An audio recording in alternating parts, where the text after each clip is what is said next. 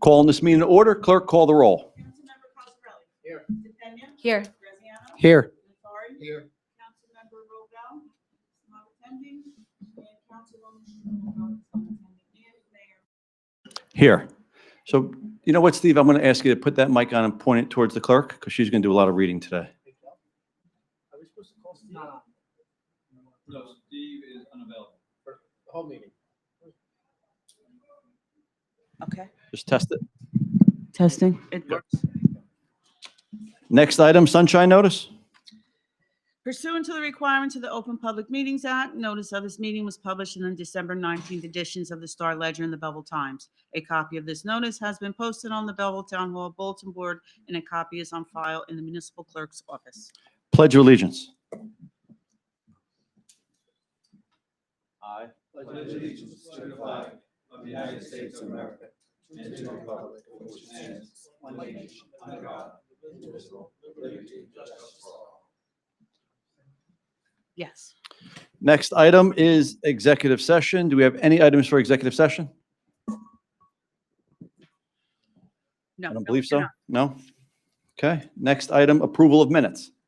Combined conference and regular meeting of June 9th, 2020. Make a motion to approve. Second. Motion made in second. Clerk, call the roll. Councilmember Cosarelli? Yes. DePena? Yes. Graziano? Yes. Nattari? Yes. Mayor Melham? Yes. Next item is report of the manager. Mr. Manager, I'll just ask you if you are mic'd, okay, to speak loudly. And I will remind all council members, we are using new audio and video equipment today. So far, so good, but you don't have to speak that closely to the microphone. These microphones are picking up a lot. Mr. Manager? Yeah, so Mayor and Council, my report is basically going to be directed at the 2020 budget.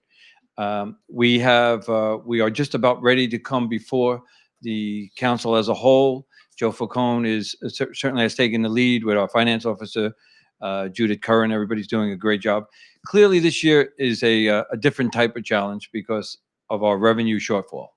I may have mentioned this to you at the last meeting, but Assembly Bill 3971, which was introduced, voted on, and approved by the General Assembly, specifically earmarks funds to all municipalities for revenue and basically shortfall of revenue. That bill did advance to the Senate and unfortunately has not been voted on yet. So we're in idle on that one particular bill. We received word from the Department of Community Affairs that starting next week, they're going to start reviewing and approving municipal budgets. So as of today, June 23rd, there has not been one municipality with an approved municipal budget. So as much as, you know, we may seem like we're behind on the calendar, the reality of it is the Department of Community Affairs has not approved any municipal budgets in the state of New Jersey. All the municipalities are dealing with this pandemic. So clearly the revenue shortfall is the missing ingredient that we're just waiting for before we come to the mayor and council. I would suspect and probably anticipate Joe Falcone being at the next meeting. And I think that's basically my report, that we've been working around the clock trying to get the budget. And it's been a challenge, and it continues to be a challenge, but the hard work of our team hopefully will provide something that makes sense. Thank you. Thank you. Any questions, comments? Okay. Next item we have is the report of the mayor. So there's been a lot's happened since the last council meeting. As many of you may or may not be aware that watched the meeting, we had a very, I thought, productive conversation at about 28 minutes of the last council meeting, June 9th. I thought that was a very productive meeting. That was only the start of an ongoing conversation that I think we're going to have. I'm very proud that since then, if you've noticed, our police department has since issued a letter. That letter explains a little bit about use of force. That document is now posted on our township website. On top of that, based on our last conversation, I had, and I think the councilwoman also agreed, that we needed further explanation about our police officers' training and what various training they go through, whether it's yearly, annually, couple times a year. So that letter has since, or that outline or description has since been provided to us. That letter is also now on the Belleville Township website. So Chief, first and foremost, thank you for the conversation we had last week. Thank you for your letter explaining use of force. And thank you for the summary that we received, because I think it was beneficial to all of us, as well as I'm certain several members of the community. And I know we're still waiting to have that conversation that we want to, an interview with the chief, or that conversation with myself and Councilman DePena with you. I think that'll be really good. Speaking of town hall type meetings, I also, since the last council meeting, a couple days after that, actually, no, it was last Thursday, I had met with several concerned residents that had reached out to me just prior to the rally that was held. They had reached out to me. We engaged back and forth in a mature civil debate and conversation, which I respect. And we went back and forth many, many times. I then decided that I would sit down with them all and meet with them all. And we had that meeting. That was a 3-hour town hall type meeting with those people who had reached out to me prior to and during and just after the rally, and we had engaged back and forth. And I think the outcome of that was also very positive. I had the chief's letter with me. I discussed some of our training, and I, again, think that was very, very positive. Fast forward to today. Today, we had our second round of COVID testing. I want to thank our county executive. This was based and hosted by the County of Essex. Our previous COVID testing here in Belleville, we tested 450 residents, not one positive case. Today, I'm told we tipped the scale at just over 500 residents. Special thanks to the Sheriff's Department. I know BPD was involved too with some traffic issues there, but all went very well. I was just there actually and came from there. If you have not noticed yet, Belleville residents are open. I'm sorry, Belleville restaurants are open. We've done everything as a board, as an administration, as a council to make sure that we eased all kinds of restrictions for them. Many restaurants with liquor licenses, including several of our veterans organizations, have taken advantage of the outdoor liquor license. Belleville, of course, we were very forward-thinking and progressive on that. We waived all of our fees, but the state still had to make sure they were registered. We have a bunch of Belleville restaurants that are registered now for outdoor dining and outdoor liquor license. So that's great. If you have not noticed, also throughout town hall, throughout the township, we have many of our planters strewn about all of our major intersections. I'm even told that in the last week or so, about another 15 or 20 have hit the streets. So it's a joint effort. I do want to just thank the Better Belleville Civic Association. I'm told plants alone were over $4,000, something the township did not have to pay for. Planters were actually built with a lot of sweat equity. On behalf of the organization, several council members participated in that.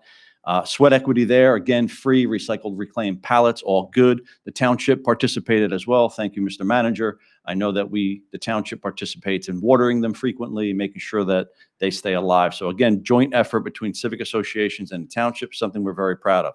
It's probably the first mayor's report in some time that I get to actually announce upcoming events. We've never had upcoming events for the past few months. Something I'm very proud of. Obviously, I said I just came from our COVID testing. Tomorrow, we have what's called the Essex 5, which is our 4 local NAACP units from Essex County and the Urban League of Essex County are doing a virtual town hall meeting. It's posted on our website. It's posted on our social media. I spoke to Tom, president of the local chapter of NAACP, somebody I have proactively reached out to in probably January or February. We've since met several times and had lunch a couple times. Great guy, wants to be involved in Belleville. I'm more than happy to have him here in Belleville. So I'm glad to see that conversation is happening. I urge you all to check our township website and social media for that. This coming Friday, we have our I think it's the first time that Belleville's having a pride flag raising. I've been mayor now for 2 years. For 2 years, I have participated with Claire Moss. I've been there as an invited guest. I've spoken at their flag raisings for the last 2 years. And I believe last year was the first year the township, not the township, but the free and public library that we have actually flew the pride flag. This is the second year that's happening. So glad to see those things are happening. Unfortunately, I can't be here this Friday, but I know Deputy Mayor and somebody else is attending. I'm not sure who. Anyone. I know you are. I thought somebody else was. 1 p.m. 1 p.m. Everything's on the website. This Saturday, the next day after the Pride, is our census float, something I'm very excited about. We will be driving around certain portions of Belleville. We know the underreporting areas.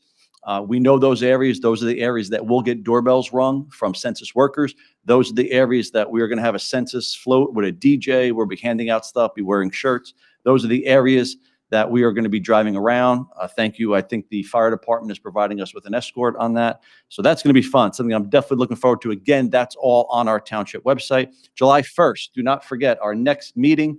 It's not much of a business meeting. It's more of a formal meeting, but it's July 1st. There's a reorg. It's a week from tomorrow. That is a public meeting, though. You can show up. Actually, I don't know if because of the restrictions on how many people can attend, I don't know if it's indoor, it can't show up yet unless something changes between now and then. Okay. But there is a public meeting July 1st. If the public is not allowed to attend and participate, I'm certain it will be live streamed as every single meeting has been for the last 2 years. I believe I have to deliver some bad news.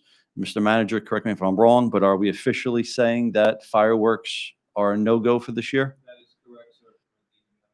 July 4th, we have not been able to accommodate the guidelines that the state put out, maximum 500 people on an outdoor gathering. Obviously, last year we had close to 10,000 people.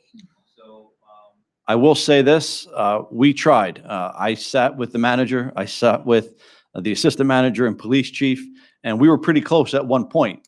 Believe it or not, there's only about 3 or 4 firework companies in the state, and 2 of them we contact actually said, no, they won't do it. So that was the first hurdle. The second hurdle was the 500-person capacity. How do we restrict that? We were not. We asked a legal question, and we're given a legal answer that we could not restrict it to just Belleville residents because the stadium would be a Green Acres Stadium. Therefore, we're not going to be taking IDs. We can't limit it to just 500 Belleville residents. On top of that, we had difficulty with our fireworks company. But the good news, I always like to deliver a little bit of good news when we give some bad news. We are kind of double downing on the fact that we are going to take that budget for the fireworks. And if you don't remember, Belleville has an amazing fireworks celebration, and we're going to fast forward that to January. I know it's cold. I know there's issues with snow, but don't forget that this January will be the 150th anniversary of the first ever Chinese New Year celebrated on the Eastern Seaboard. And we had always talked about a major Chinese New Year celebration, including fireworks. So now it looks like we just take that budget and fast forward on that. More to come on that. Last event to report is July 11th. Again, love reporting some of these events. We are having our free rabies clinic. That always goes very well. That's going to be at the fire headquarters. Again, everything is on our township website, bellevillenj.org. Last, I just want to thank our deputy mayor for his initiatives with the BEST program. The BEST is what we created, and he kind of took the helm on getting our local businesses together to make sure that we come out of this COVID in a very positive way and that our businesses had as much support as possible. So I know it may have been one of your last acts as deputy mayor. I must say the next deputy mayor is going to have some tough shoes to fill. Councilman Cazarelli was very active as being deputy mayor, something I'm very appreciative of. But yes, so thank you for that. And last but not least, I want to just extend another thank you to Councilman Graziano. Very, very hands-on here. You're not here, members of the public, but we do have a lot new audio video equipment here, microphones, live streaming capabilities. We don't really believe, this council doesn't really believe much in committees. We believe if you have an expertise, if you have an interest in something, you jump in. Councilman DePena jumps in on educational topics or something related to a summer camp. Councilman Cazarelli has an interest in construction and management and that stuff. And we all bring different things to the table, and we would not be at this stage if it wasn't Councilman Graziano rolling up his sleeves, being in here day and night at times, bumping into me all the time, getting this up and ready, tests, multiple tests. It's working well so far, Councilman. So again, thank you for your hands-on commitment to that. So that's really it for the the report of the mayor. We're going to move on to, do we have any communications? Yes. Looks like we do. A letter received from Mayor Michael Melham appointing Marlene Muniz as a trustee to the Belleville Public Library Board to fill the unexpired term of Patricia Bradley.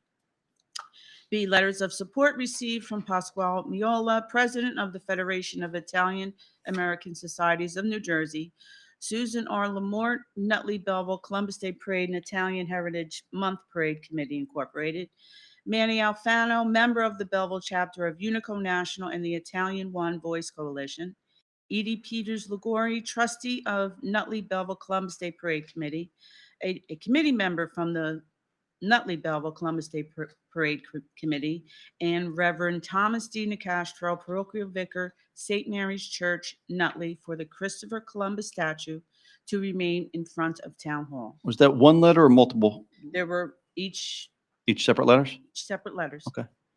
And the reason, the point of the letters, the subject? To keep, Oh, I missed it at the end. I missed it at the Yes, end. I'm sorry. yes. To remain. Okay. to remain in front of Got it. Christopher Columbus to stay in front of Town Hall. Okay. That's it. That's it. Next item on our agenda is the ordinances. First up, we have ordinances for introduction. Ordinance number 1, an ordinance to amend ordinance number 3490, creating personnel positions and adopting classification and compensation plans. Make a motion for introduction. Second. Motion made and second. Clerk, call the roll. Councilmember Cosarelli? Yes. DePena? Yes. Graziano? Yes. Nattari? Yes. Mayor Melham? Yes. Ordinance number 2 for introduction, an ordinance to amend the revised general ordinances of the Township of Belleville, Chapter 8-16, handicap parking spaces. Make a motion for introduction.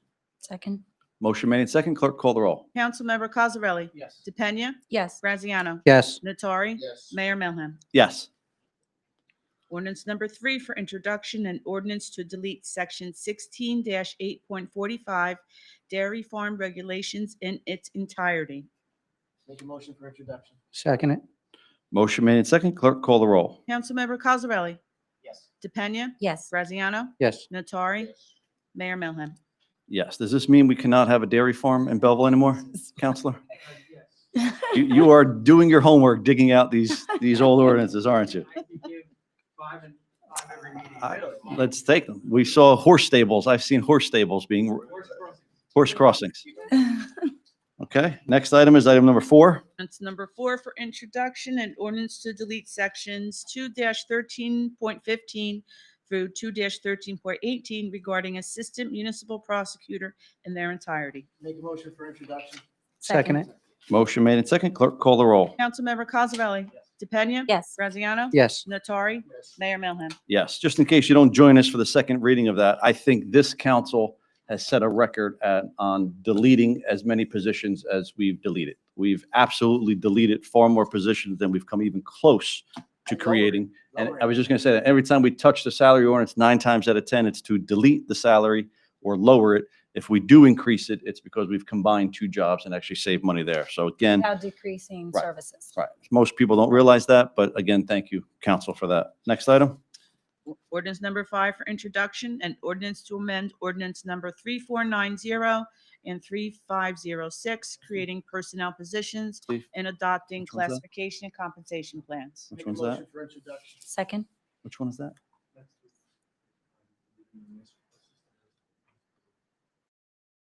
That's the combining one? Public defender. Mhm. Assistant public defender is missing, deleting those titles Gotcha. from the salary. Salary.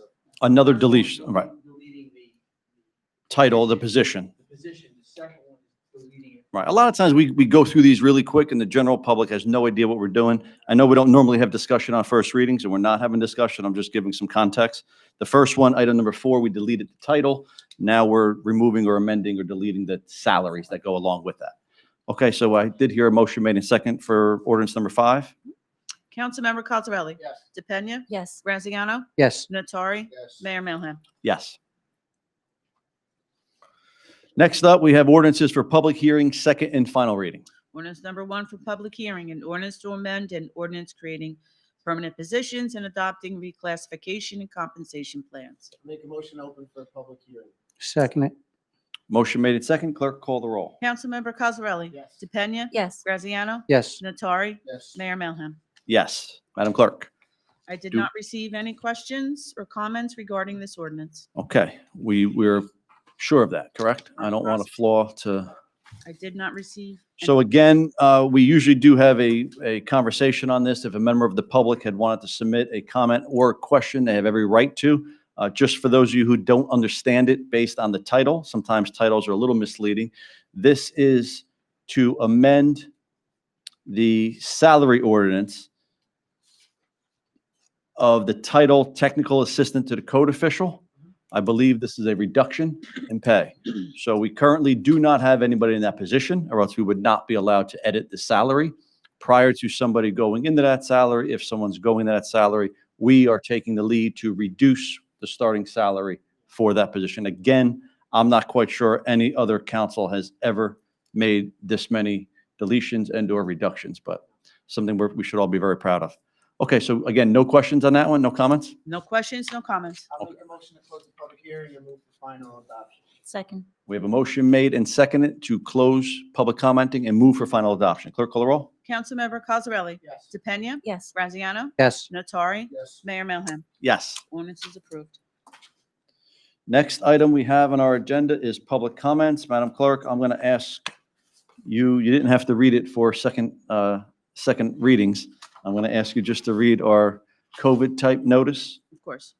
Due to multiple executive orders declared by Governor Murphy in an effort to prevent further spread of COVID-19, the June 23rd, 2020 Township Council meeting will be closed to the general public. This meeting is being streamed live on the township's website at www.bellevillenj.org, as well as on the township's official Facebook page. The public always has an opportunity to make public comment to the mayor and municipal council during public meetings. With this new format, if you have a comment, please submit it to the township clerk at kcavanaugh@bellevillenj.org by 6 p.m. on Tuesday, June 23rd. If there are any comments or questions on the ordinance for public hearing and second and final reading, please submit them as well to the township clerk at kcavanaugh@bellevillenj.org by 6 p.m. on Tuesday, June 23rd. The township clerk will read into the record your comments or questions concerning the ordinance during the public hearing and will read your comments during the public portion of the meeting. Please submit your name, address, and state your comment. Madam Clerk, Well, do we have any comments? make a Yes, we do. motion to open for public comments. Second it. Motion made and second to open public comments. Clerk call the roll. Councilmember Cosarelli? Yes. DePena? Yes. Graziano? Yes. Natari? Yes. Mayor Melham? Yes. Madam Clerk, Yes. do we have any Yes, we do. comments for public commenting? I do. The first one I have is, Are they going to be in the same order that I have? yes, they're all numbered. I believe there's 9, Good. and I have a few that were delivered to my phone. Okay, just After I speak, came in. make sure you speak it closer or into that mic at least. How's that, better? So it'll pick up. I'm going to. The first one that I'm going to read is from Belleville Allies. It was not read at the last meeting, and I emailed them and told them that they would be read at this meeting. Was it received? I never received it. Okay. So I will read it now.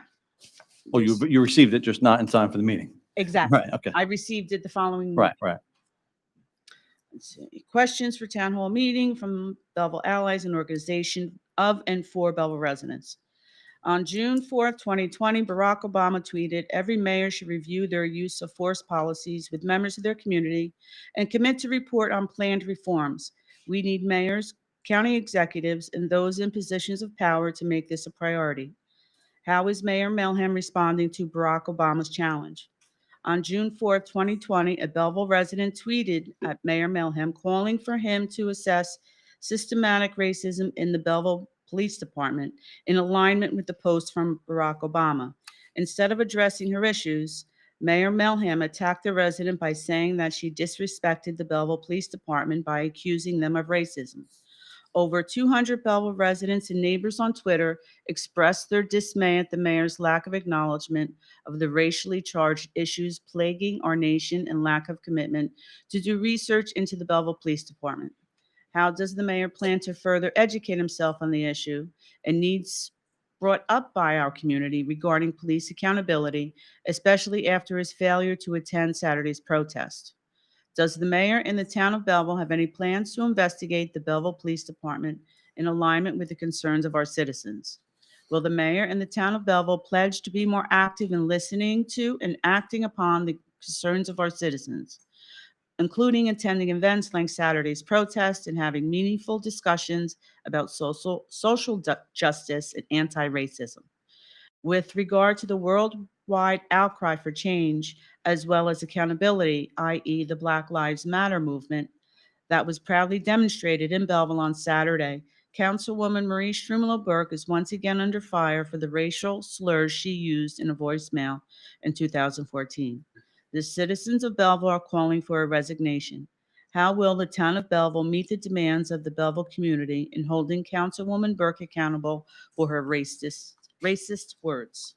So I guess I'll start, it's easier to probably start at the end of that. With regard to Councilwoman Marie Strumolo Burke, how will the town of Belleville meet the demands of the community? In my opinion, the town had that opportunity to do so.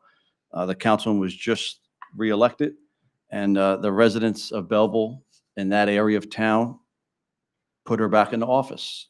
We have no say in that. There's nothing this governing body could do. There's nothing that I can do about that. As a matter of fact, I supported and endorsed and ran the campaign of the person who challenged her. So I'm not quite sure what we can do, but the township can. The township can vote, and they had that opportunity to vote. Since that comment, Councilwoman Burke has been reelected twice, and July 1st, right here in this building, she will be sworn in again for another term. So I start at the end there. I think we've discussed the rally, I think, a bit. I think there's been a lot of conversation since the rally, and there's been a lot of conversation back and forth about how I've responded to that. And this is a township council meeting, so my responses here are more formal, and my responses here aren't the same responses you're going to get if you find me on social media or if you text me. I've said it this way. I respond to my nieces when they text me in a different manner than I respond to people here. So I respond to social media comments and questions one way. I respond to formal questions a totally different way. So talking about that, I've been pretty consistent in the fact that my issue initially with the tweet and my issue with even Barack Obama's statement, I have no problem with the beginning of his pledge, which is every mayor should review the use of force policies with members of the community. And we've done that.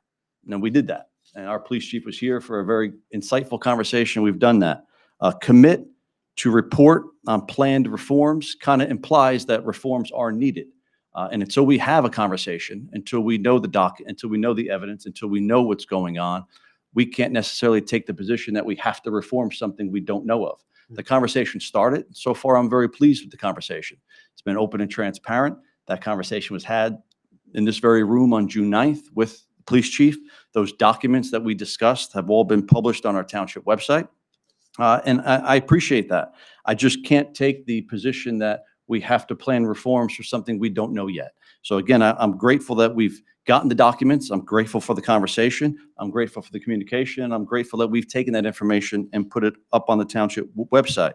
I once again take issue with the fact that I interpreted that tweet, and it's not hard to do it that way, I think, that when someone says systemic racism plaguing the Belleville police, I'm not there. I'm unaware of multiple issues with race within our police department. I know it's very diverse. I'm unaware of complaints. I'm unaware of a lot of things that the totality of which would then equal systemic racism. And I just could not support that premise that our police department suffers from systemic racism. I just couldn't do that. Later on, this comment talks about doing research into the Belleville Police Department. I'm not quite sure research into it is the right way to handle it, but we've asked questions and we've gotten documentation, we've gotten statistics. I think this council was pleased so far with where we are in that conversation. I think we're going to go deeper. I absolutely think we're going to go deeper. How I'm going to further educate myself on issues regarding police accountability, especially after Saturday's protest. I think we've kind of covered that. How we're going to investigate the Belleville Police Department again, if this body and if any oversight of the Belleville Police Department sees an issue there, we will absolutely look into it. But until the evidence or the documentation or statistics support that, I have a hard problem launching investigations or looking for reform until we know exactly what we're looking for. Pledge to be more active. I don't think, I'll take this one, this comment's basically directed at me, so I'm not going to include the township or the governing body in this. But to pledge to be more active in listening and acting, no mayor in the history of Belleville has been more active into our community, into multiculturalism, even including creating the first ever Black History Month, which I created. I then invited my friend Raz Baraka to give a very enlightening speech at our library. I had a billboard erected on Route 21 for that. I spoke and I lectured on Belleville's vast Black history, something I'm extremely, extremely proud of.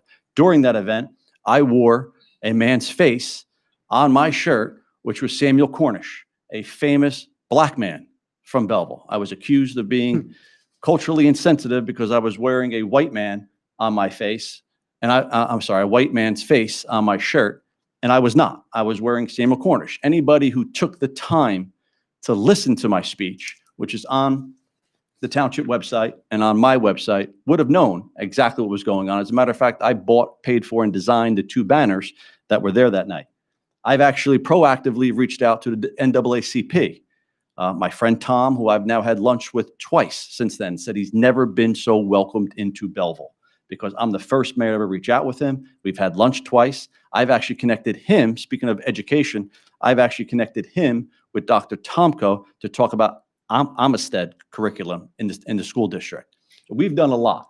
I invited Lonnie Bunch to speak at this last Black History Month event. He could not make it, so I went to the high school and spoke before hundreds of students on Black history, again, wearing my favorite historical Belleville figure, Mr. Samuel Cornish, on my shirt.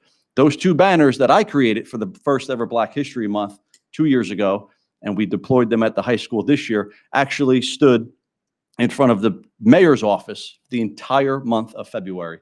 So I don't think any mayor, if you add up every single mayor combined, I don't think any of them even come close to doing what I've done to reach out to all aspects, whether it's our Hispanic community or African-American community. For that, I actually spoke and communicated with Tom today, which is why on our township website right now, you have a link to the open town hall forum that the 5 chapters of the local NAACPs, 4 of them, plus the county agency are having. Spoke to him directly, and I asked him.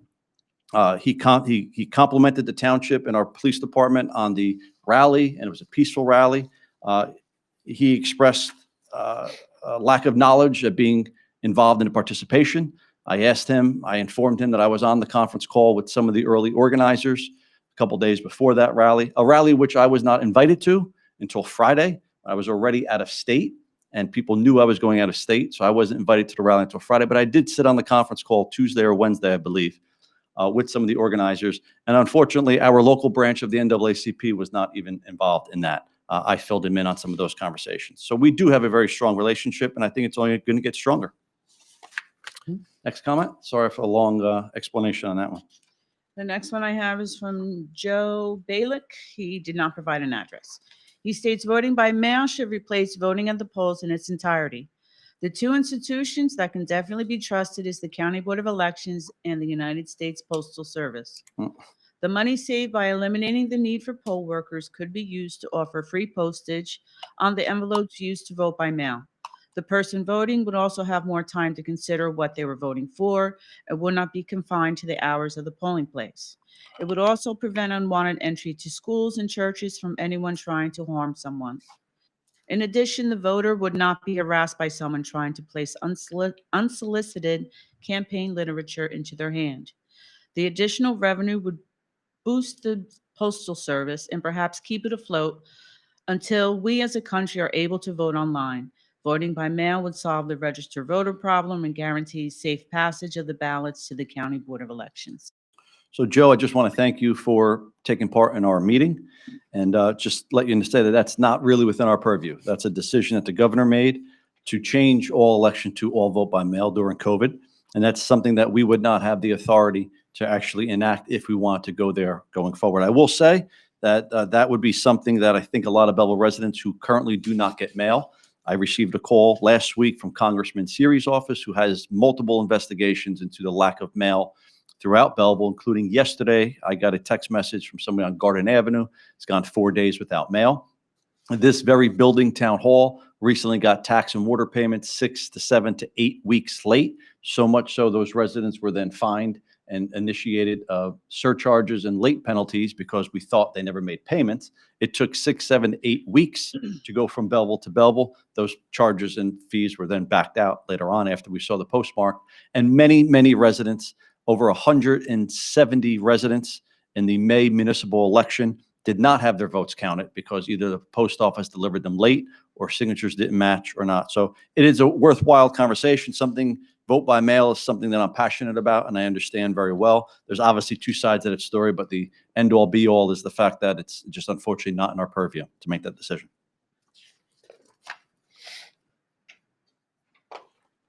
Next is from Lee Dory, and that's from 19 May Court, Middletown, New Jersey. He states, good evening, Mayor and Council.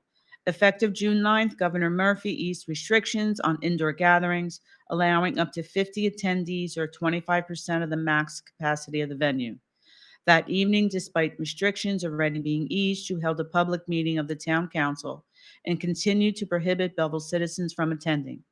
That evening, you also modified a municipal ordinance to give yourself health care benefits that the majority of the council has been barred from taking under an existing Belleville ordinance. And you did so without holding public hearings as required by state law under NJSA 40:49-2.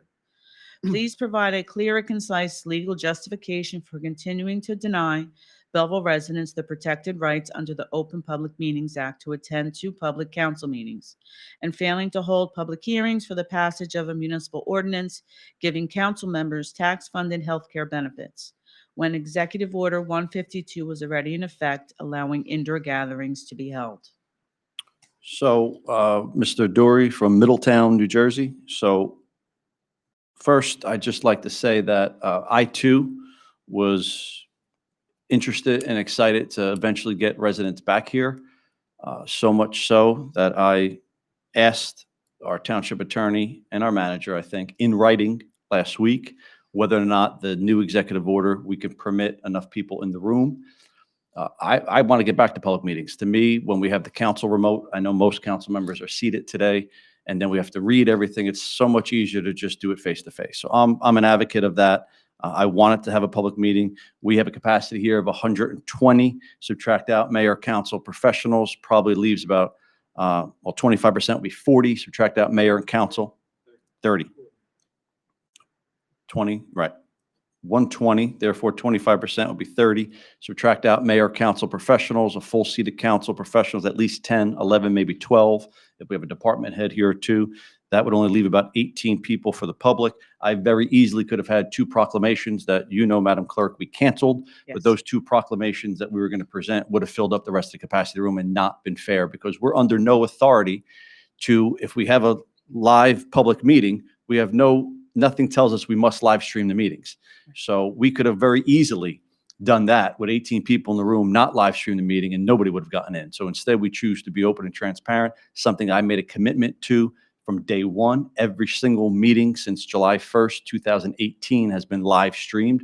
The first, up until tonight, was done with my equipment and over, before COVID, over my Facebook, because I was dedicated to doing that.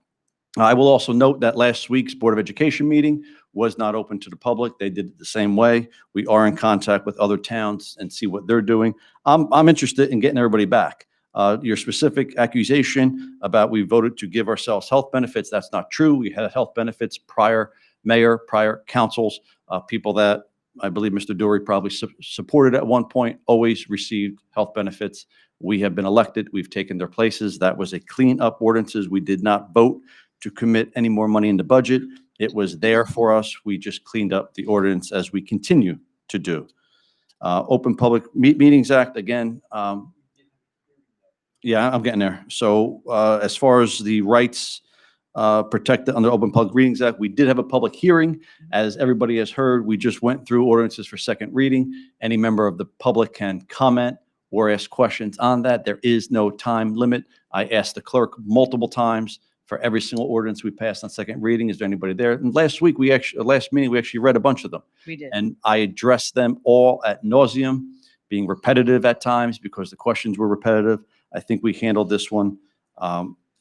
We absolutely gave the public a right to attend. I'm not quite sure if Mr. Dory would have driven up from Middletown to be here, but I think this actually gives him a better opportunity to email the clerk and have his voice be heard. Anybody else? Ready? No? I meant any more comments? I see one more. Yes. Just one more. Yes, I have more. The next one is from Jenna Chicali. She states, "My name is Jenna Chicali. I'm a resident of Belleville and a Belleville High School alum for the graduating class of 2019. I reside at 107 Linden Avenue. It is always said that Belleville is a melting pot in a diverse community, but that does not mean that it is an inclusive community. We must not confuse diversity with lack of racism. Diversity does not mean that there is a lack of racism, because racism does dwell in our little town, and we cannot allow that. Systematic racism is present in every community across America, and Belleville can eradicate that. One, I ask for transparency for specific detailed goals and directions of actions from Belleville elected officials. We need a specific plan of action, stages of change, and this needs to be a never-ending plan of action because we must actively work to make Belleville more and more inclusive. I ask for meetings with a panel of Belleville residents. Many students and alums like me are eager to speak to their elected officials. When Governor Murphy allows in-person meetings as these, I ask that twice a month elected officials invite a panel of Belleville residents where they can have much-needed conversations. Belleville residents can share their concerns and demands. There can be an application where residents apply to be part of the panel, and every 2 weeks, new people can attend. These conversations drive us to a real change. 3, I call on the resignation of Councilwoman Burke. A video surfaced on social media of her using the N-word, a racial slur to the Black community. She said that Belleville is going to be an N-word town. She must face consequences. I understand that you cannot just fire her and that there are legal actions, and it is also up to other boards. So I call on you to have the conversation with everyone involved in having her as a councilwoman. What she said was unacceptable, no matter how long or recent it was.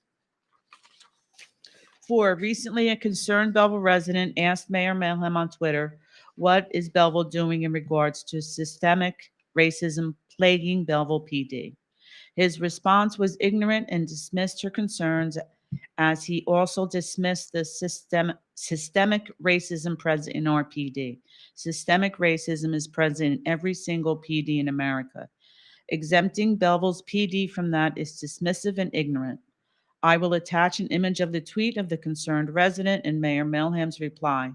Elected officials need to generally interact in meaningful conversations to Belleville residents, both on and outside social media. The public needs to know that the elected officials are here to listen to us, and in that, really, the mayor did not listen.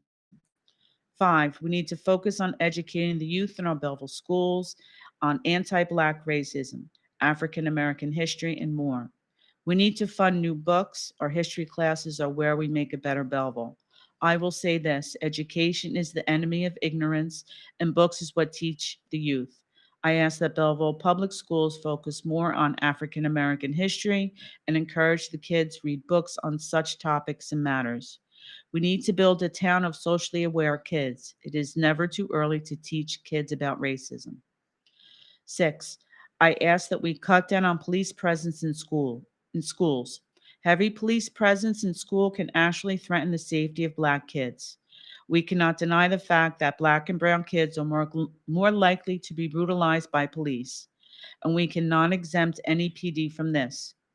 This is dangerous to our kids. Belleville has done an amazing job with keeping a great number of counselors in schools and implementing the drop-in center, and now limiting police presence on a normal school day is the next step. 7, I ask that Christopher Columbus at the front of Town Hall be removed. This man does not represent Belleville. He committed genocide and murdered ingenuous people for land. I commend you all for your support for the protests that happened in Belleville on Saturday, June 6th. Residents need to get their voices out there, and thank you for supporting them in doing so. I hope to hear from you all soon on what you have done regarding these demands and of changes that are being implemented in Belleville in regards to these calls of action. Okay. I think that was under 5 minutes. I guess I'm going to take it from the top this time around. So yes, I've always said that Belleville is a melting pot, and I think it is. There's no doubt about that. I mean, we're going to see in our most recent census, our Hispanic community is probably north of 50%, and that Hispanic community is not from one country, not from Central South America or the Caribbean. It's from all over the place. And I do think it is. And not necessarily sure. Diverse community doesn't necessarily mean it's inclusive community, but doesn't also mean it's not. So I think we are diverse, and I think we are an inclusive community. That's my opinion. I do believe that way. And I don't confuse diversity with lack of racism. You could have them both. I just necessarily don't take the stand that we have systemic racism here in Belleville within our police department, which was the context of this particular comment. I don't believe that until the statistics, or until someone shows me otherwise. I'm not going to necessarily see it that way. If for some reason statistics do show it that way, this governing body with this police chief and this department would be the first people to pick it apart and make reforms. Transparency. I think we've had transparency. I think we had a last conversation 2 weeks ago with the chief. I think since then we've posted a lot of documents up there. We are going to have a conversation with the chief. I've even had a meeting with a 3-hour town hall type meeting with, again, some of the current residents that reached out to me. And they reached out to me not by name calling me, not by calling me a racist, not by calling me all kinds of profane names and attacking me on Twitter and different social media channels, but ones that actually engaged me, ones that told me they didn't agree with me, but were able to articulate what they didn't agree with. And I was able to do that back to them. And I promised them that I would sit down with them, and we did. We sat down for just over 3 hours that last Thursday. And I think that that conversation and those types of conversations are things that we absolutely do need. I applaud you for wanting, I applaud you, Jenna, for wanting to be involved and wanting to speak and wanting to maybe be involved twice a month with the elected officials. I will tell you this, twice a month, this governing body does meet. We're here. Public, not necessarily with COVID, but without COVID, the public has every right to attend the meetings, and you have every right to stand up during this very portion of the meeting, public participation, and tell us anything you want. You can read sports scores if that's what you choose to do with your time, but you can do that, and that would be the best time to bring concerns to us, because that is a meeting twice a month. And I agree with you. I agree with you completely when you end that paragraph with saying conversations drive us to change. In my opinion, communication and conversation leads to change, not necessarily a petition, or not necessarily demands, or not necessarily things that somebody wants or some group wants. It's all change begins with communication and conversation. Marie Strumlow Burke, again, we've already covered that topic before. Nothing that this governing body can do. I agree with you. Unacceptable, inexcusable. No matter how long ago it was. I agree with you. I agree with every single person that makes those comments. So much so that I actually helped run the campaign of somebody that challenged her. And unfortunately, the residents of this town, the residents of that area spoke, and she received north of 600 votes in that 1/4 of the town, and she was reelected. She'll be sworn in on July 1st. I've talked to, she was, good point, Deputy Mayor. I was not on the council at the time. At that time, the councilman was publicly sanctioned by the mayor and council. There was a vote taken by resolution, publicly sanctioning her, and again, appealing for her to resign, I believe. And then she was reelected twice since then, including about 30 days ago. I'm on item number 4. Again, systemic racism plaguing the Belleville PD. I've already kind of spoke to that several times tonight. I just don't see systemic racism plaguing our PD. That doesn't mean I don't believe in systemic racism. That doesn't mean I don't believe some police departments may have a racial issue. I'm just saying what I said that night on Twitter, that I do not believe the very men and women of our diverse police department are plagued with systemic racism within our police department. I haven't seen it yet. Systemic racism is present in every single PD in America. We're here. You have your right to your opinion on that. Elected officials need to genuinely interact. I think we've been doing that. Elected officials need to listen to us. I think we have listened. If you listened to our meeting 2 weeks ago with the police chief, Councilman DePena specifically asked some very pointed questions to the police chief. We have those answers. Those answers are now very transparent and open, living on our website. Item number 5, education. I'm sorry if I'm repeating myself because I already answered this question before, but item number 5, again, educating our youth in the public schools about anti-racism and African-American history. No mayor ever in the history of this township has been more dedicated to inclusiveness, especially our African-American population, which according to our last census, about 8 or 9%, probably going to tick up now in this census. But I have personally reached out to the NAACP. Said this before about 20 minutes ago. I'll say it again. Never in a million years thought he'd hear from the mayor of Belleville. I reached out to him back in January. I've met with him twice. We've had lunch twice. I invited him to Belleville School District's Black History Month event, an event that I spoke at. I've actually introduced him via email to Dr. Tomko to specifically talk about Amistad. Am I saying that right? Amistad curriculum? Amistad curriculum, to make sure, and Dr. Tomko replied that that is taught. And Tom, the president of the local NAACP, just wanted to make sure it was being taught correctly. I put them both together to make sure that was happening. Again, that was item number 5, talking about educating our children. Item number 6, cutting down on police presence in schools. That is a matter for the school district. I'm not quite sure parents of children or parents of students would necessarily agree with you. But again, that's an opinion that you can have, and that's fine, but this is not the right place, because we don't provide police officers to school. Those are privately contracted officers, usually retired, that are then employed by the school district. They're not employed by us. They're not under our purview. Black and brown kids more likely to be brutalized by police. Chief is here today. I'm not quite sure we have a problem with our police department brutalizing black and brown students. If we do have a problem with that, we want to know that. We want to make sure we look into it. But I have never heard of it. I'm not saying it doesn't happen otherwhere. I'm not saying that police officers of all races and colors have issues with that. I'm just saying that as far as Belleville is concerned, thankfully, we just haven't seen that. Christopher Columbus, again, I've seen some stuff online.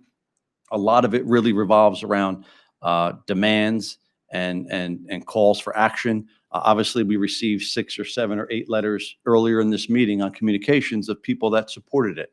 Again, I think that all changed, and I'm going to quote you, Jenna. These conversations drive real change. I think that communication is first, conversation is second if you want change. And I think that's a conversation that can be had among members of the community that want to have that conversation. There's no doubt about that. And then we did support the rally that was held. You end with that. That was something that we were proud of. NAACP reached out to me today to commend Belleville and our township for a peaceful rally, something that I think we did a great job on. I'm somebody who supports a good rally. I'm somebody who supports a good protest. That's something that's been in my nature. Obviously, as you heard me say earlier, I was not invited to attend until Friday when I was already out of state. But I remember early on, as a matter of fact, Chief, the day I found out that you were having the conversation or the meeting with the conference call with the organizers, was specifically because I came down to your office to say, I don't know how this happens in Belleville because we've never had a rally since I've been mayor, but I want to make sure that this township, not the police department, this township didn't have any roadblocks in place. Okay, you could protest, but a mile away, down the corner, down here. I wanted to make sure that anybody that wants to protest has their voice heard. The chief said, absolutely. We're going to provide a safe environment. And then he informed me of the conference call scheduled for that afternoon, a call that I sat on. Madam Clerk, anybody else? Yes, next one is from Najeli Squall. She states, Belleville is a town full of diversity with 70% of our population being composed of people of color and an overwhelming majority consisting of Black and brown people. Being so diverse, many of Belleville's community members' heritage and ancestry has been plagued by Christopher Columbus' racist colonization, mass genocide, and the kidnapping and enslavement of millions of Black and brown people, kicking off the 400-year atrocity known as the transatlantic slave trade. The deep and vast wounds of oppression and systemic racism left by Christopher Columbus and his army of white supremacists are still felt today by Belleville's current community members of Black, Latinx, and Hispanic descent. Currently, a statue of Christopher Columbus sits in front of Belleville Town Hall, and we taxpayers of the diverse community of Belleville Township demand the statue be removed immediately, as it fosters an atmosphere of mass genocide, white supremacist imperialism, and racism. Having a statue in front of the town hall only perpetuates this white supremacy and racism. Currently within our own town by literally putting a racist, white supremacist rapist on a pedestal. Christopher Columbus does not represent the township of Belleville and should not have any place of recognition within its borders, and especially not at the foothold of our town hall. A petition has been created to demand the removal of this murder from any pedestal of recognition and has gained over 1,130 supporters and counting. The Christopher Columbus statue in front of Belleville Town Hall must be taken down immediately. Thank you for that. I think we've kind of covered a lot of these topics already. I'll just reiterate, Belleville is a very diverse town. Facts are important, especially when we're speaking, and I'm always making sure that I speak clearly and succinctly. Our last census had Belleville's Hispanic population in the low to mid 40s. I fully expect that to be probably just over 50, if not at 50 now. So it is something that we are aware of. We really do cater to diversity. No administration, no governing body that's sitting here has had more flag raisings, more multicultural events than this one. I think we are committed to that. Everybody has an opinion, it seems like, on this, and I respect every single person's opinion. But again, just for 1 second, I recognize the name here. As I spoke earlier about the things that I've done as mayor, specifically for our African-American population, which again, most municipalities represent their population. When I say that, this is what I mean. I've said that before, and people were a little confused by that. If Belleville was an overwhelming Jewish community, we would probably light a menorah, okay? But because of the ethnic background and our religious backgrounds here, we light a Christmas tree. As a matter of fact, this governing body was the first one to call it a Christmas tree. So we do things that represent our population, which is why we have so many flag raisings of the Hispanic countries, Central, South America, the Caribbean, and we do all that. So, but it does matter because as I spoke about all the things that I've personally done for our African-American community, I've now rattled them off twice. I'm not going to do it again. I recognize this name, and I think she misspoke at one point during the rally when she said that the mayor actually was culturally insensitive because I wore a white man's face on my shirt during a Black History Month event. Again, I created that Black History Month event. It had never happened before in the history of Belleville. I not only created it, I fought to have it. I fought to have it where it was. I brought in my friend Roz Baraka to give a very, very enlightening speech. I put a billboard on Route 21 to promote it, and I stood there with Samuel Cornish, a famous Black man, on my shirt. And it was, again, when you take a microphone in your hand, you speak in front of a crowd, you have to make sure you try and get it right. I think you owe that to the population, to the people that you're speaking, to get it right. I just want to correct the record that was a gross mischaracterization because it was totally and completely wrong.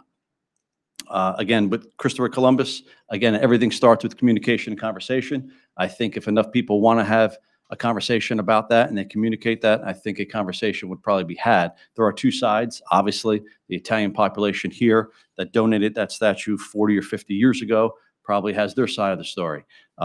You're not going to discount or you're not going to change history, that's for sure. I think if we go by standards, today's standards, go back 500 years ago, I think a lot of things would change.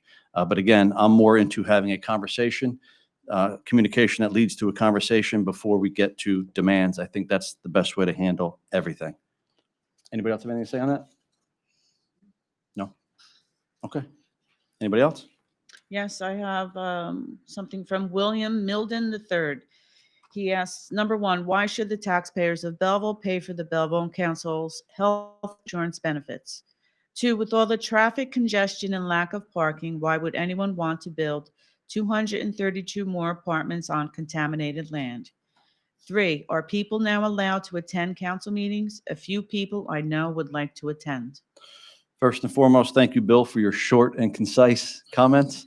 That's a good one. So I'll take it one after another. Why should the taxpayers of Belleville pay for the mayor and council health insurance? They always have. Mayor and councils have received health insurance for many, many years. My predecessor, Mayor Kimball, received it. Councilman DePena's predecessor, Councilman Kennedy, received health benefits. We did nothing new at the last meeting rather than clarify and clean up some old ordinances. So we do that. We are paid. Most people think that we're full-time. Most people meet me on the street and swear that I'm a full-time mayor with a high salary. My salary is $7,000, and I say that it's a salary. I'm not paid hourly. If I was, it would be a lot more than $7,000 a year, but we are paid a salary for the job that we do. I'm here, or I'm committed to this town 40, 50, 60 hours a week. For that, it's a $7,000 salary. Councils have always historically gotten health benefits. At one point, 2012, I believe. Somebody help me. 2012, the council voted to rescind that. The Yes. council then came back. They incorrectly did it, but they undid their decision, but they made their point known. They made the will of the council known. That was a unanimous vote to put them back on. They did it incorrectly, but they all still received benefits, including my predecessor and Councilwoman DePena's predecessor. All we did was clarify that, and we fixed that ordinance. So it's always been that way. It's nothing new. Traffic congestion and lack of parking. Why would anybody want to build 232 more apartments on contaminated land? My question is, why would anybody want to live next to contaminated land? That's the real question. Contaminated land has been there for decades, and nobody's ever complained about it.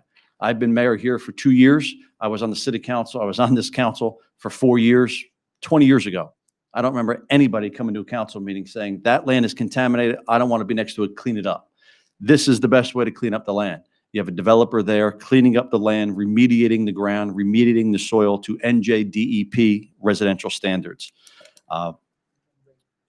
We're getting ratables for it. There's no doubt about that. And most of the 232 units are actually micro units, which is actually, you go 1 bedroom, you go down to a studio, you go down to a micro. A micro unit's basically a dormitory, and it's specifically built right next to the light rail, something that we finally plan on getting use out of. People are not currently allowed to attend the meeting. I asked the same question last week. Governor says that we can limit it to 25%, which would be about 30 people. There's 7 mayor and councilmen. We're all here, 4 or 5 professionals. That would leave 30 minus 12, 18 people left. We can do that for 18 people, and we wouldn't necessarily have to live stream. I'd rather just live stream every single thing right now and make sure everybody can hear it, especially with our new microphones and cameras that seem to be working very well. Councilman Graziano. But yeah, that's it. So I expect in the near future, very near future, I expect the governor to lift from 25 to maybe 50%. That would allow 60 people, and that more than likely would allow us to have a meeting without refusing anybody entry. The last thing we want to do is refuse anybody entry. I could have had 2 resolutions on for proclamations tonight. That would have filled up this room with the 18 people that were left. So again, I expect the governor to increase that, and I expect that to happen soon. So there is another one, Madam Clerk? Yes, next one is from Mario Draws, 95 Bell Street. He states, resolution number 3, is the agenda staying in the same format as it has been for the past year? If it is, do you not think mayor and council should do personal and work session at 6 p.m. and then go to the public hearing? What sense does it make to open the meeting, then go into personnel, remove everyone from the room, and then go back in? I have brought this subject up in the past. The mics are not clear, and I cannot understand what you are saying. Last meeting, you replied to ordinance number 7. Again, the response was not clear. I am requesting that any replies to my questions be sent to me in writing within a week. My next complaint will be with the ADA Act. Seems like there is enough money to refurbish the mayor's office and buy new leather couches at the taxpayer's expense. How much was spent, and when did all the construction work go out for bid? Looking at old photos, I noticed that the town seal is different from what was originally in the council chamber. Who and when was the town seal changed? What happened to the original one that hung in the council chamber? Start at the bottom, looking at old photos. So the township seal there was a different version of the township seal that was, I'm going to say it's got to be 10 years old. At least 10 years old. There's this type version, about 10 years old. I can prove that because if you drive around town, look at our street signs, to the left of them is that seal. Yes. That's right behind me. So I can prove that this isn't a conspiracy. This just didn't happen last week. I can prove to you that long before I was here, those street signs were printed. Look at the left side of every one of those street signs. It's got this logo on it. The old one, which I always refer to as the ink blot because most people can't tell you what it is actually hanging outside the manager's office right now in the little waiting area that's there. So that kind of handles that one. Mayor's office, again, I know that people love to say that the mayor's office was renovated. Mr. Manager, correct me if I'm wrong, I believe 4 offices on the 2nd floor were renovated, one of which was the mayor's office, which the mayor always had an office, correct?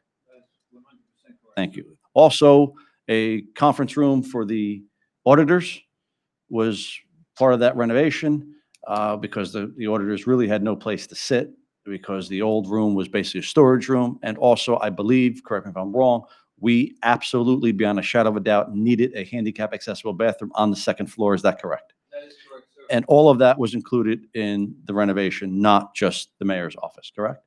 There's also a $2,000 desk in the mayor's office. I want everybody to know that desk is my desk. That was my desk from my personal office, which came here. Taxpayers did not pay. And I think the mayor's entitled to a desk, but I decided to bring my own desk. So if you could swap out one piece of furniture for the next, I think I'm kind of okay with that.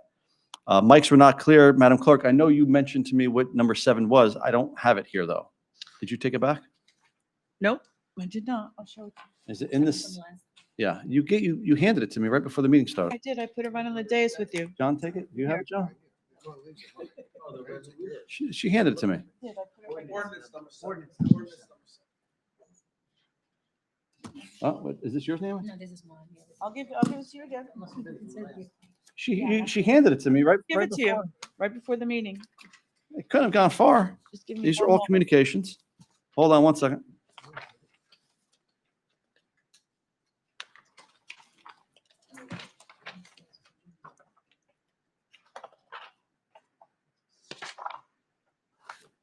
You sure you didn't? What do you got over there, John? Just give me one.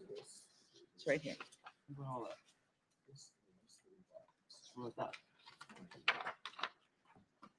I don't know where it went. The question, though, revolves around ordinance number 7. Do we know what that was offhand? It was the historic preservation one. I can give it to you. Just give me 1 minute.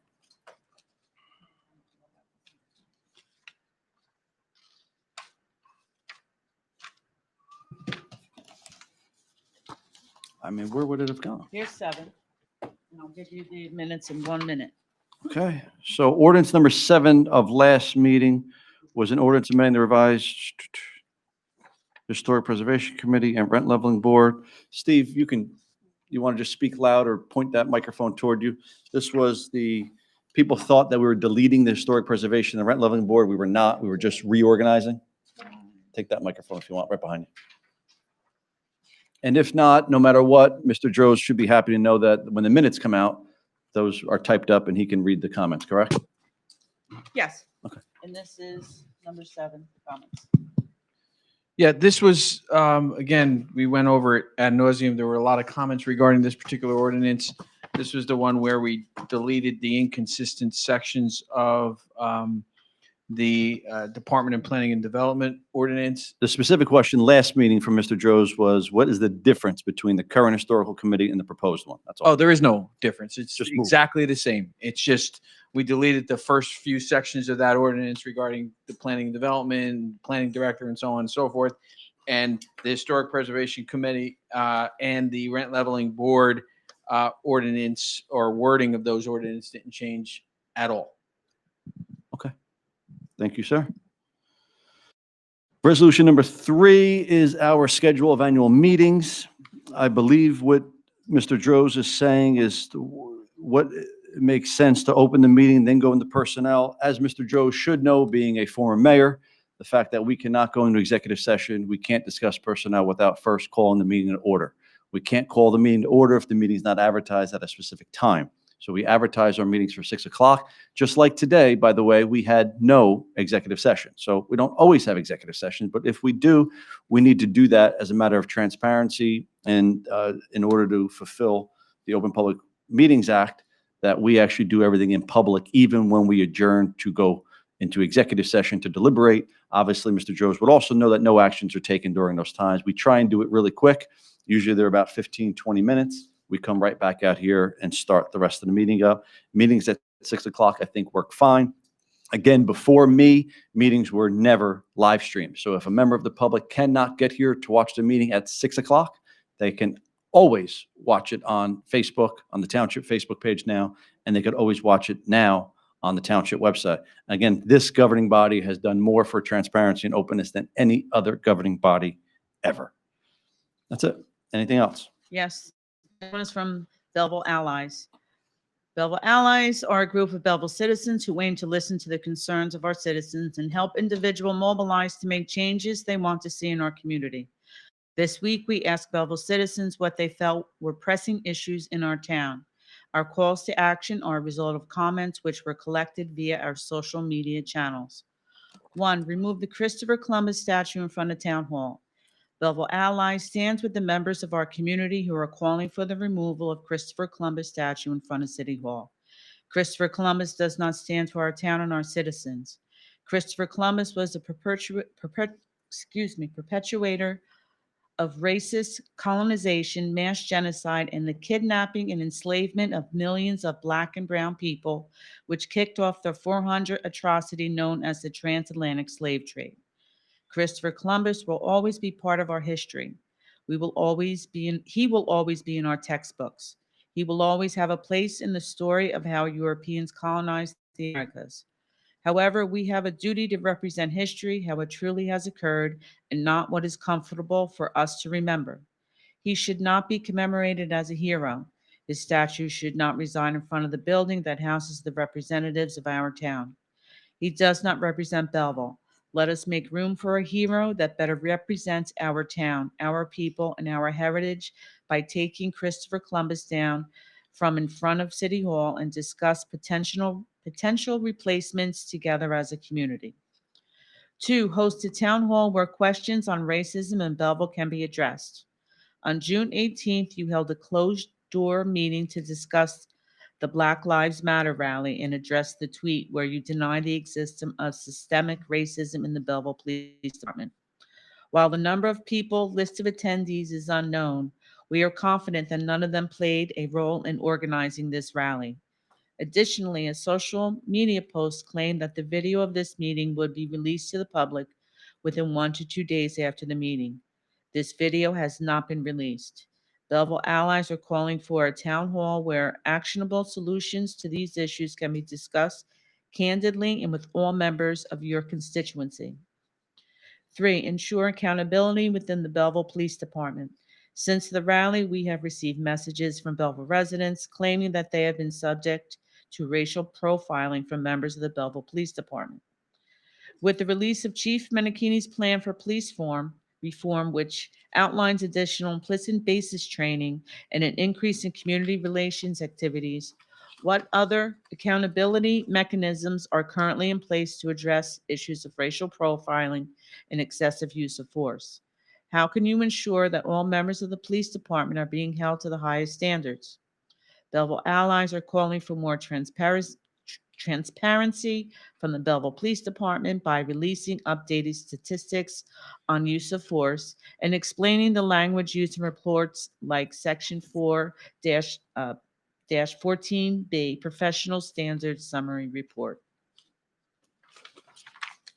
Okay, I'll take it from the top. I think we've covered now multiple times Christopher Columbus statue. Again, there are competing conversations to be had on this. Obviously, we received 5 or 6 different letters in support. We've now received 5 or 6 different comments against. I think all change begins with conversation and communication. And I think if the need persists throughout our community to have that, I think there would be an open conversation about those concerns, not necessarily about what actions will take, because you don't take actions until you know exactly what the valid concerns are. Host a town hall meeting. Again, it could be done. Nobody's saying no to that. On racism in Belleville, again, it could be done. Everything starts with communication and conversation. If there's a need to have a open town hall and enough people want it, I'm certain the governing body and/or members of the community would organize such a thing. I will say that I did have that private meeting for 3 hours, and that was really, I invited every single person that reached out to me via email.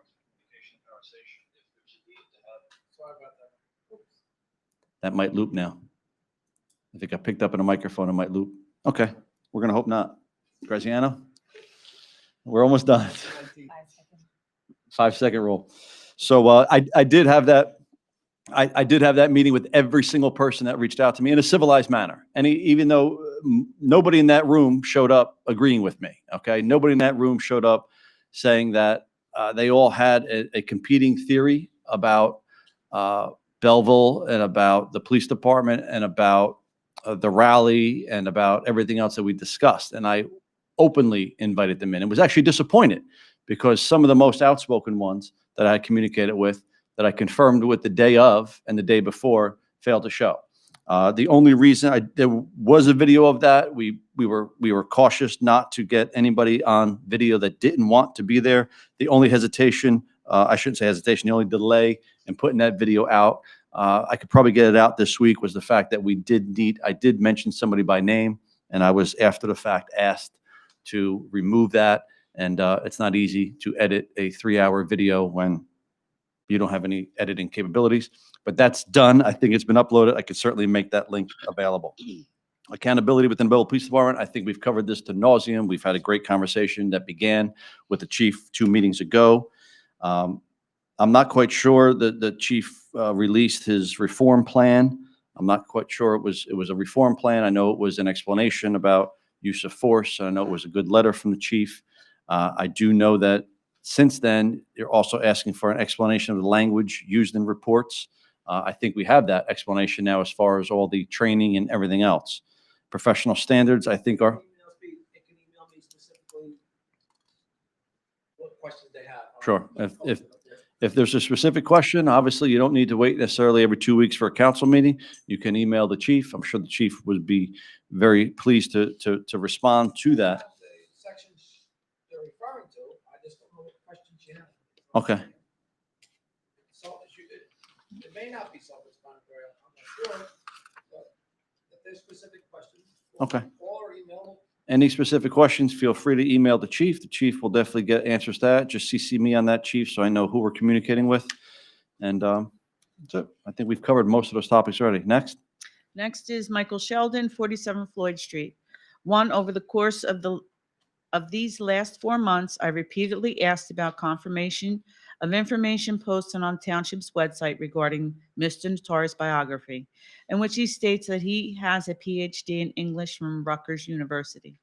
Since the Rutgers Registrar's Office apparently only has a record of his attendance without being awarded a degree, along with his field of studying being literacy education and not English, while both the Rutgers Library and the Library of Congress and the ProQuest apparently have no record of his doctoral dissertation on file, can Mr. Natari please give for the record the year in which he was awarded his PhD, along with the title of his dissertation, his thesis advisor, and the date when he successfully defended his thesis?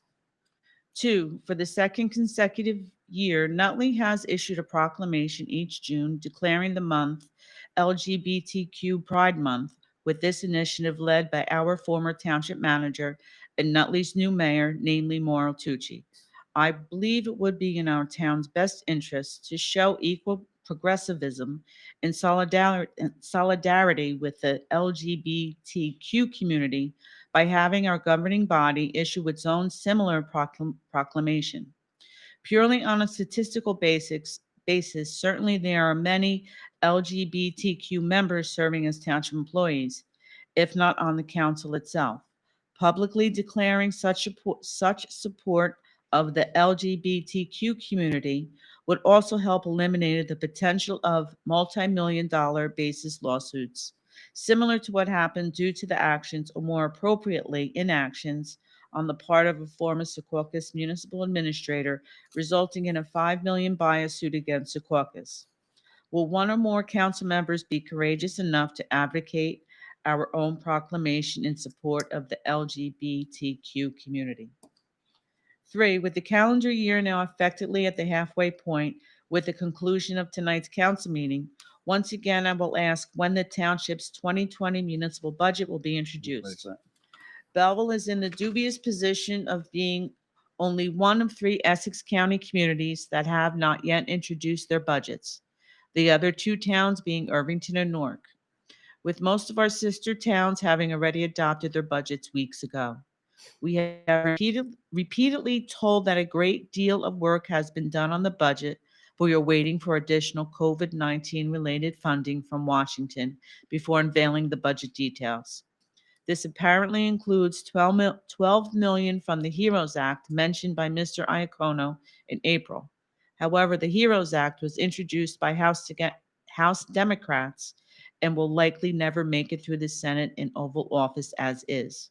So it seems that this governing body and township manager are critically dependent on a Hail Mary bailout from Washington, which in all likelihood won't materialize. In the absence of this particular funding, does this mean Belleville has a potential revenue shortfall of at least 12 million at this moment? If not, what will be the approximate extent of the revenue shortfall if the four funding sources previously mentioned by Mr. Iacono aren't realized? Surely, with all the work that has been done on the budget these last 6 months, Mr. Iacono must have reasonable, accurate estimates at this time.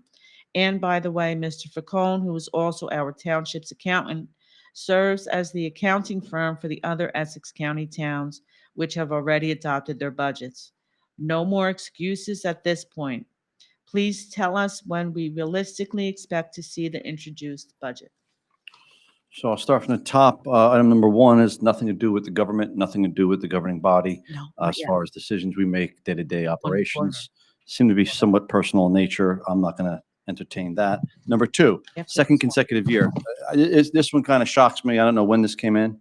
This came in today at 5 o'clock. Usually Mr. Sheldon knows breaking news on all platforms, including he knows what's going on my social media before I know what's going on my social media.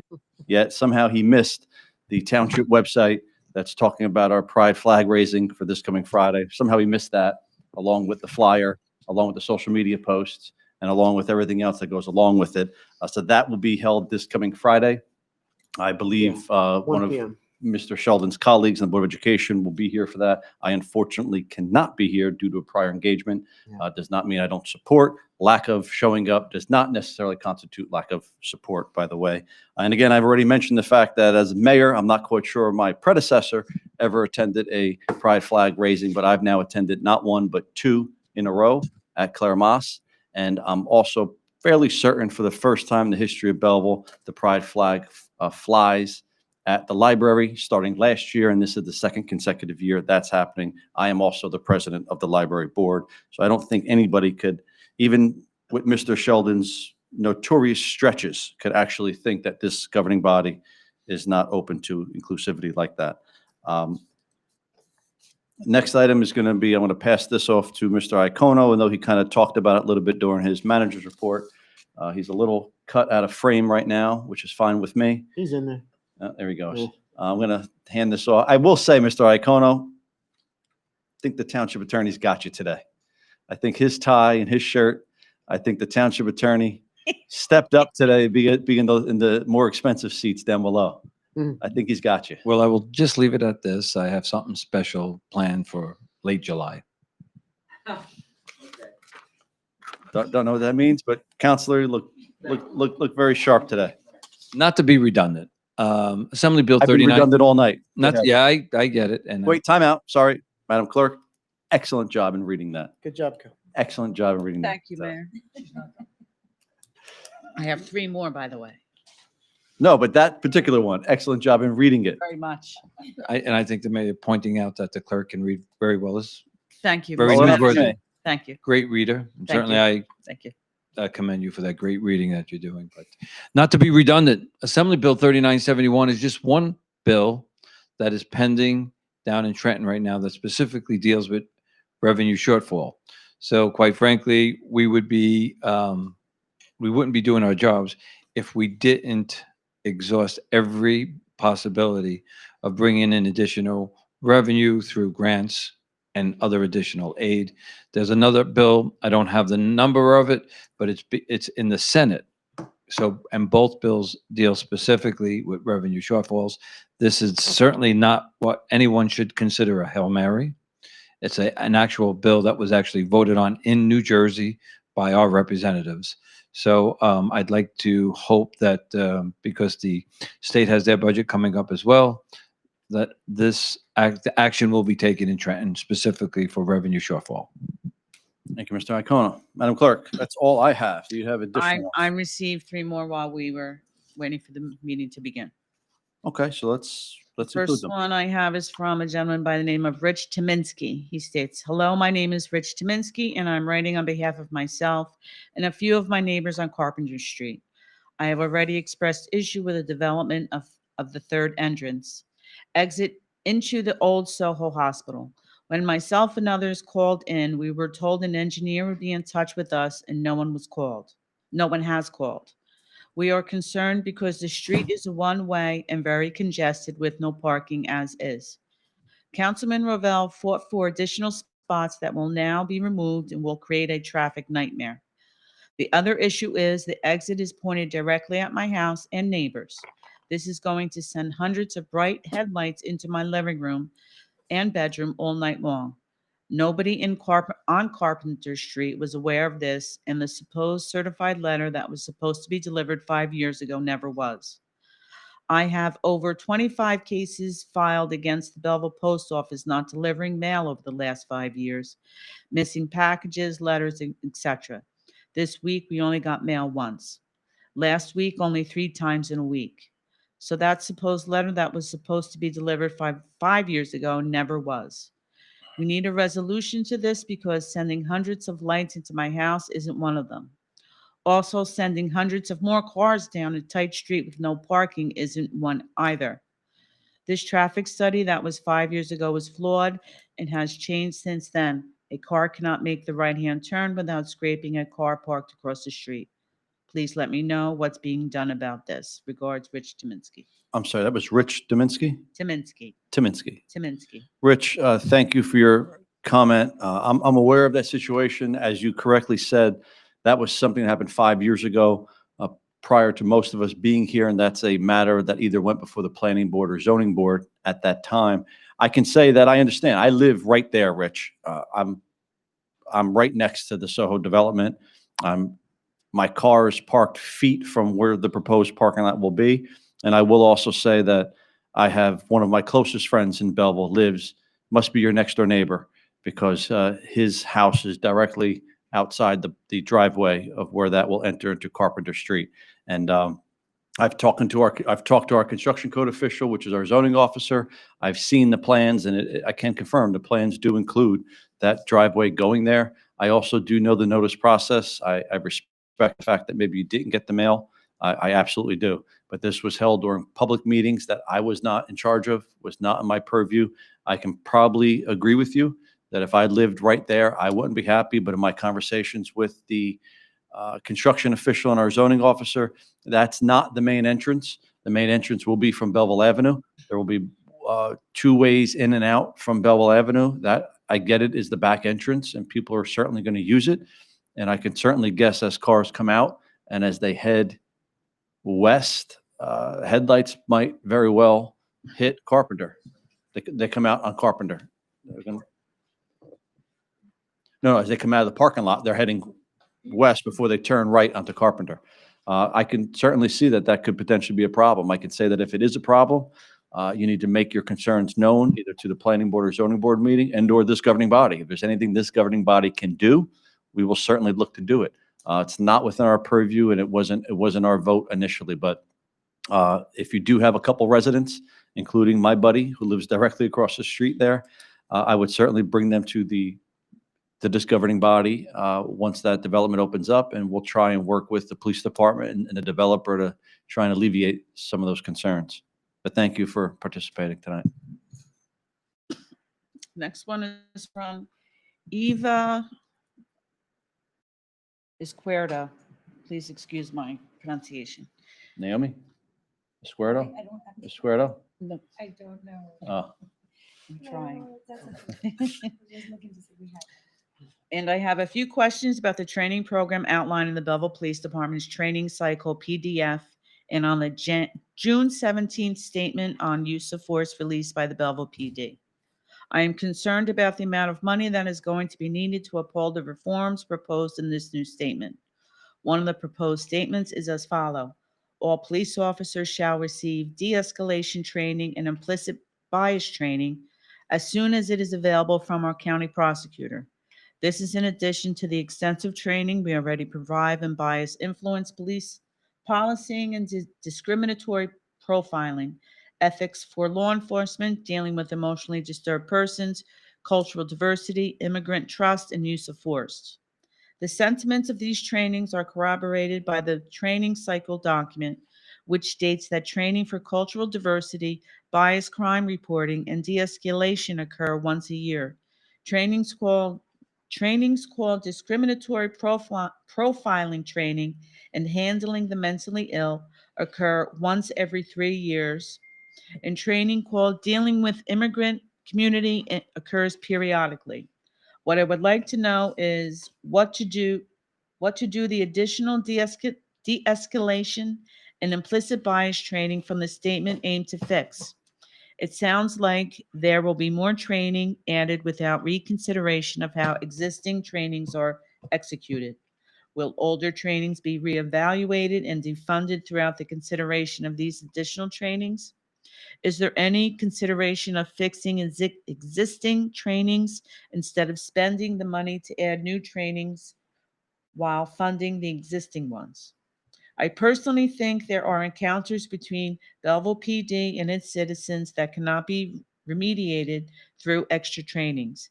This worries me as one of the new reforms in the June 17th statement includes the idea that police will spend up to 50% of their shifts engaging the community. The direct quote is as follows. Officers currently spend up to 10% of their shift doing community relation activities. I have directed that this be increased fivefold. Officers will now spend up to half of their shifts building and reinforcing relationships within the community. As a Belleville citizen, I have had a few unpleasant encounters with the police, mostly as a youth on the grounds of Belleville High School. Something that was interesting to me when reading through the Belleville PD training cycles is the sexual assault training occurs every year. In 2013, I was a sophomore at Belleville High School. One of my peers at the high school played what they thought was a practical joke on me and told the main office of Belleville High School that I was sexually assaulted by a fellow classmate.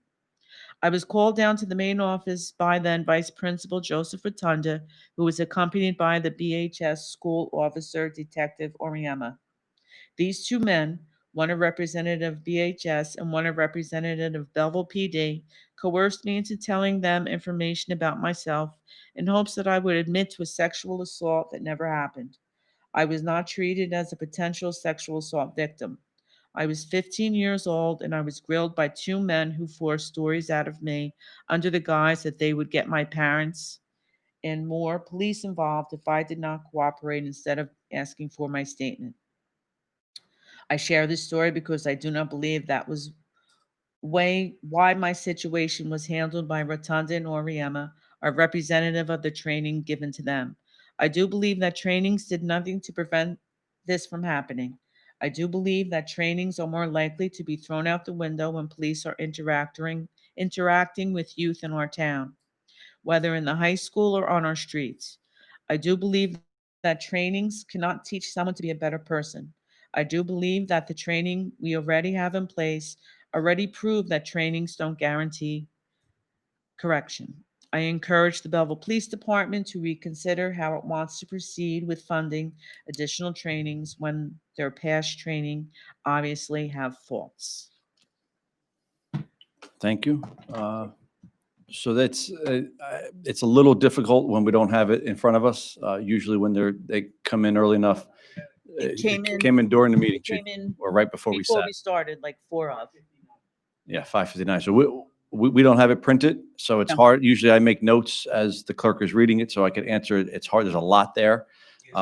What I can say is, I appreciate the comments and you're entitled to a response. I'm going to ask the clerk to forward that to the chief. Yes. And chief, if you want to handle that one-on-one, tomorrow, just if you don't mind, CC me on that, just so I know that it was answered. But there was a lot there, and I want to make sure the police chief is certainly the subject of most of that. So I want to make sure that you get a one-on-one response. So Madam Clerk, please forward it to our chief. I will. And And Chief, thank you for that. Anybody else? I have one more from Louis Logronio. No address. While we are seeing fewer media coverage surrounding the events of George Floyd, police brutality, and the Black Lives Matter movement, the long fight against racism continues. It is critical that our town leadership works toward being radically anti-racist and do more to better support Belleville's diverse Black and Brown communities. I'm calling for the following actions. 1, remove the Christopher Columbus statue in front of Town Hall. Christopher Columbus is an imperialist who killed and enslaved millions of black and brown people throughout his journey to colonize the Americas. This statue is a symbol of his horrific past and is not a figure which should be celebrated in our town. Divert funds from the Belleville Police Department. While I admire Chief Menachini's commitment to building a safer police force, reforms are generally ineffective and don't help police officers unlearn their implicit biases. According to Belleville's 2019 adopted budget, $12.7 million was appropriated to the Belleville Police Department.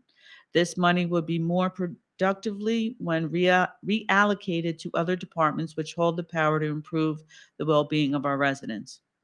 Hashtag Better Belleville doesn't stop at a hashtag. Words mean nothing if proper actions aren't being taken. I hope you all make genuine efforts to work with the members of your community in making our town an even better place to live. That's it.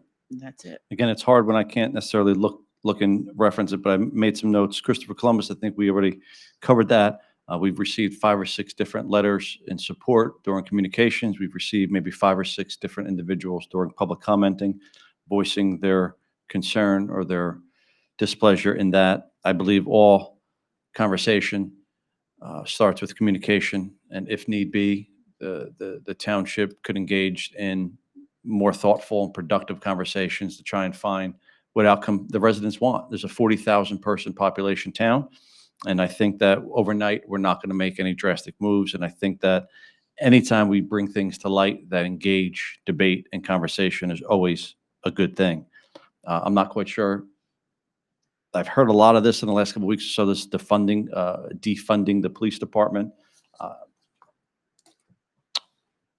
I'm not quite sure what we would cut first, Chief. Do we reduce 10 patrol cars? I'm not quite sure what that really looks like. I get the point is to reallocate funds right elsewhere. And yeah, I think our police department, the funding there goes towards police officers. And the more police officers on the road, I think we've seen a reduction in crime. Our crime stats are all-time low. We announced that last year. And again, if there's widespread support for this, it would definitely demand a conversation about that. Anybody else, Madam Clerk? That is all, Mayor. No? Okay. So we are done with public comments. We're now, I think you did a fine job. I bet you can't wait till the public is here, so you don't have to read all their comments. Next item we're going to go to is the consent agenda. Do we have anybody pulling anything? Yeah, let me make a motion to close public comment. Second. Never closed it. Your last act as I got a few more. your Don't worry, I last got a act few more. as deputy mayor. Meeting's not over yet. I need a motion to close public comment. Make a motion. We have it. We have it second. Motion made and seconded to close public comment. The clerk call the roll. Councilmember Cosarelli? Yes. DePena? Yes. Graziano? Yes. Nattari? Yes. Mayor Melham? Yes. Now, consent agenda, 15 to 14 different resolutions. Just going to let the council skim through. I just want to pull number 11.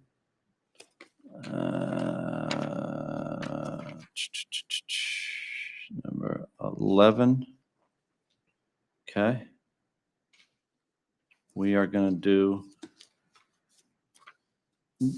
some of these items we normally do during the reorg meeting, but our reorg meeting is going to be more formal, I think. So it's going to be more ceremonial. So we're not going to necessarily do all the different designations. We'll have the opportunity to speak about those people and at that time, I think. Okay, anybody else? We have number 11, that's it? Okay, so we're going to make a motion. I need a motion to approve the consent agenda with the exception of number 11. Motion? Second. Motion made in second for the consent agenda. Clerk, call the roll. Councilmember Cosarelli? Yes. DePena? Yes. Graziano? Yes. Nattari? Yes. Mayor Melham? Yes. We have item number 11. 11, I just want to let everyone know, in case they looked over it by accident, about the passing of Rocco Galanti, who was the president of the Tuesday Senior Club for a long time. He did a good job serving the seniors of Belleville, and I just want to recognize him for his service. Yeah, I was saddened by that news. I got multiple text messages the Yeah. morning of.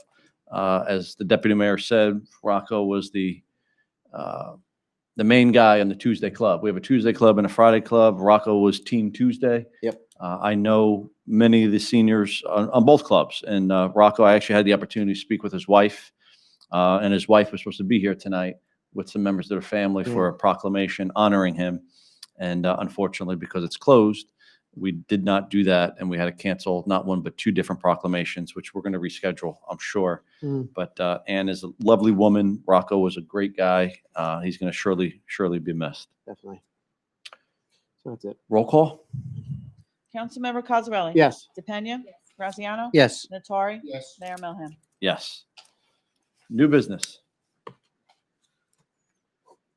New business, I just want to congratulate Deputy Mayor Graziano. I think we were about the same size shoes, so I'm not Yes, going to so say thank big you. shoes to fill, but I know you'll do a good job. So Thank you. congratulations. He And has- I do have big shoes to fill. He does have, as I've said it, Deputy Mayor Cosarelli is still Deputy Mayor until July 1st, 11:59. And then this resolution that we've already passed takes effect, and our new Deputy Mayor will be Councilman Graziano. Councilman Graziano jumps in too, so I know he's going to do a great job. He's jumped in, as I already said, beginning of this meeting, with even some of the audio video stuff. I know he's very involved in recreation. Now he does have MC duties, though, at public events, as He got Deputy you Mayor Cosarelli had. last minute. And Thanks. so get One of my ready. favorites. Yeah. Before you speak, I know you had something to say, Councilman. Yeah, I just want to, Tom, I just want to congratulate you too on being deputy mayor. And I'm so glad that you're fortunate enough that you have both your parents still alive and well to see this. So I'm really very happy about that and very happy for your appointment. And Vinny, you were deputy mayor, 3 times? 3 times. 3 times. You are really a true deputy mayor. I mean, he loves the role. You're Oh, great. yeah. You're really great at it. And he even, Michael, A couple people, yeah. Michael, before your time, he even ran some meetings. Really? And he did a great job. So That's he's just Alright. great at it. You're a professional deputy mayor. And you're I served the public. so, Thank you. congratulations. Anybody else? Wait. Yes. Yes, I just wanted to, also congratulate Tom. I'm excited for, just what this new year brings in regards to, making changes and continuing to work together. But I did want to just mention, besides from this, I was driving down through the town and seeing all the businesses reopen. I got emotional. I genuinely did, just seeing people living and eating outside and families coming together. And I just wanted to, just commend all the business owners that have been working so hard at adapting, doing what they need to do to make sure that everyone remains safe, but at the same time that we restore some sense of normalcy in our town. So it was just really, really awesome to see. And I just wanted to say that. Okay, we now have after July 1st, we now have a deputy first dad. So your dad is, really? we don't have a first dad. We have a first mama, Bella. We have That's no right. first dad. So we now will have a deputy, no, not on your side either. No. We're going to have a first deputy dad. Yeah. I'm sure he's very happy about that. Yes. Okay. Anything or no? No, I just want to thank you. Thank you for giving me the opportunity to help us, to help the community and to get out there. I'm definitely flattered. So I'm going to do my best, and we're going to work as we always work with all of us. Very, very tight and good. And I know I'm going to learn a lot from not only the mayor, but from Deputy Mayor Cosarelli. And I will be reaching out. I got So you. again, thank you. Okay. Can I have a motion to adjourn? Motion to adjourn. Motion made in second. All in favor? Aye. We're adjourned.